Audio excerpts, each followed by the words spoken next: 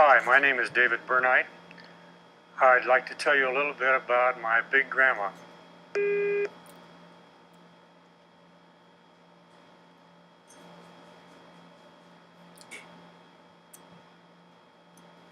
Some of my favorite memories are about Big Grandma.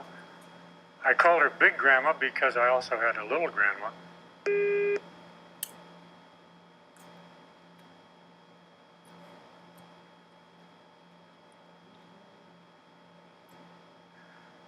Big Grandma wasn't fat, she was just big.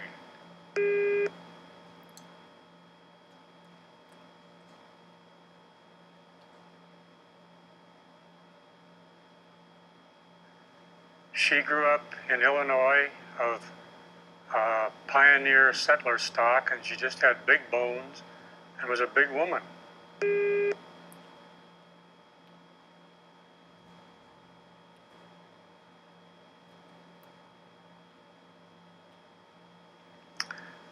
When my mother was 13, Grandpa died, and so Grandma took over and went to work and raised all three children herself.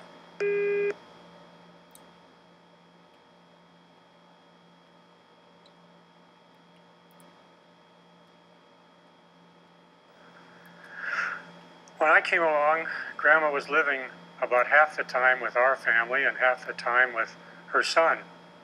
So I always considered her a member of our family.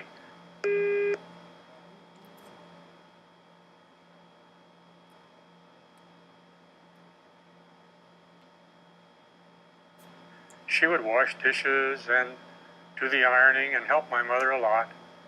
And I enjoyed Big Grandma.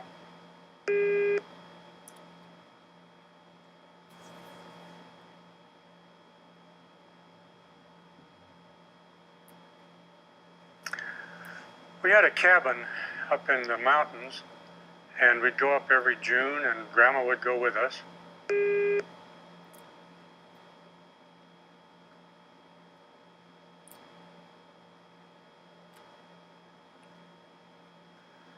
And after the sweeping and dusting and bringing down the cobwebs was done, Grandma would go for hikes with me.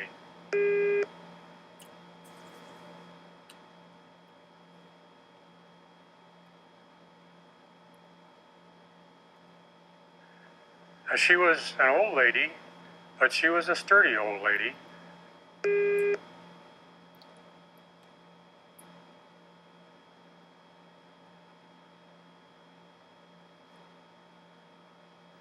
She always took along a big walking stick, and she told me that it was to kill rattlesnakes with.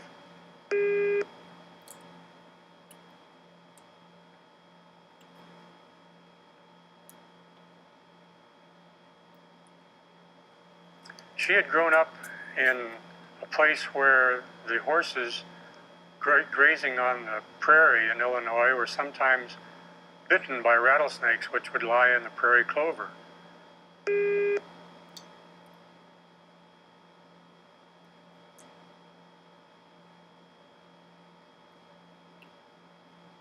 And so Grandma hated rattlesnakes, and whenever she would see one, she would kill it.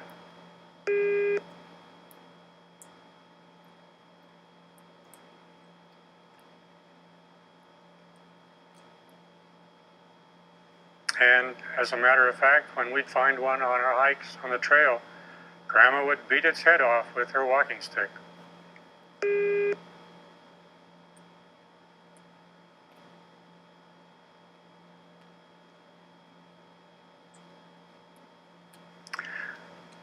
I think one of the funniest things that happened was one day when my dog Laddie cornered a skunk underneath our cabin.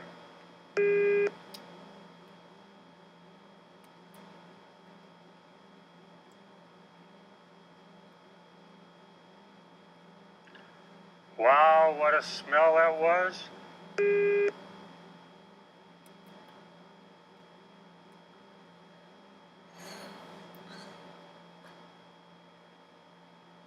But Grandma was not even concerned.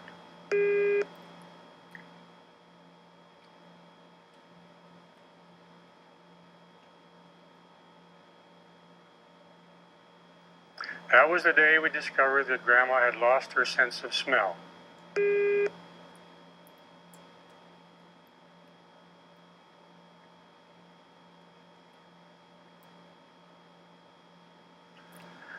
And as a matter of fact, now we understood why she'd been complaining lately that food just didn't taste as good as it used to.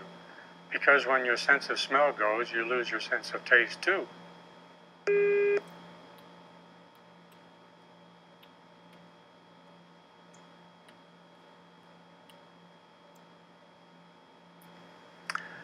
Grandma had been born in 1860, and she told me that when she was 5 years old, her father took her down to the railway crossing to see President Lincoln's funeral train go by.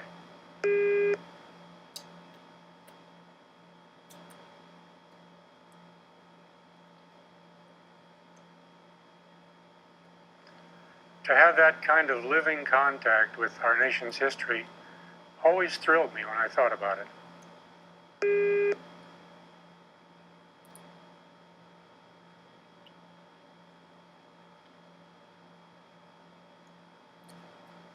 Grandma lived to be almost 102, and on her 100th birthday, President Eisenhower sent her a birthday card.